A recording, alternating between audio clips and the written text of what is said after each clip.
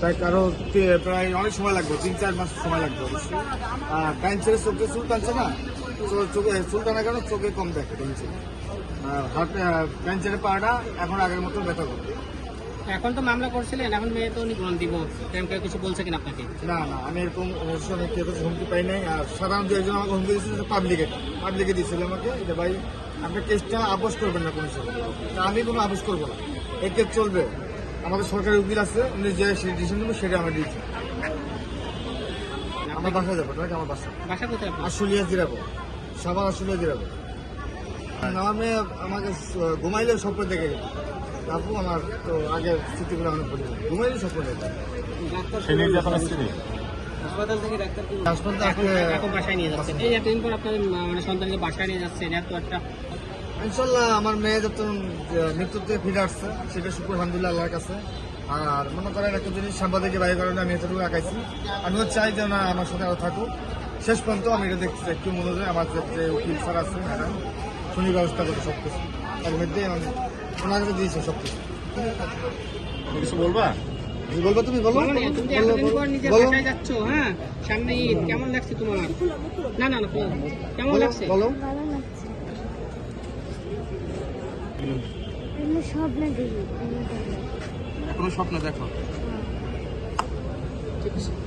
বলো বলো বিচার চাই। ওদের ফার্স্ট আছে আর বিচ আছে।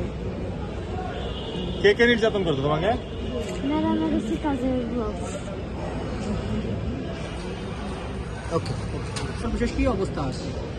এই মামলাটা তদন্তের পর্যায়ে এখনো আছে, যেহেতু মামলার ভিকটিমের চিকিৎসার সনদপত্রটা খুব একটা জরুরি ছিল মামলা তদন্ত রিপোর্ট সাবমিটের জন্য, আপনারা জানেন। এবং আসামিরা এখনো কাস্টডিতে আছে এবং আমরা আশা করছি যেহেতু আজকে তদন্তকারী কর্মকর্তা মামলার সার্টিফিকেট, মেডিকেল সার্টিফিকেট যদি পেয়ে থাকে, আমরা দ্রুত মামলাটা তদন্ত রিপোর্টটা পাবো, আমরা আশা করছি এটা। আসলে দুইজন আসামি 164 দিয়েছে, আপনারা জানেন, এবং দুইজন আসামি দিয়েছে এবং সেখানে তারা স্বীকার করেছে মারধরের কথা। আমরা নির্যাতনের যেই আমাদের এই মামলার ভিকটিম যে নির্যাতনের কথাগুলো বলেছে তারা স্বীকার করেছে। সেই বিচার এটা আশাবাদী, এখন পর্যন্ত আমরা আশাবাদী।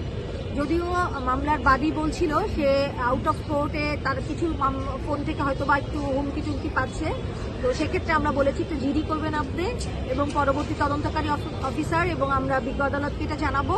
আর যদি এরকম কিছু না হয়ে থাকে আমরা এটা আশাবাদী যে আউট অফ কোর্ট তারা যদি কম্প্রোমাইজ না করে থাকে, আমরা এই মামলা আশাবাদী যে সম্পূর্ণ বিচার পাবো।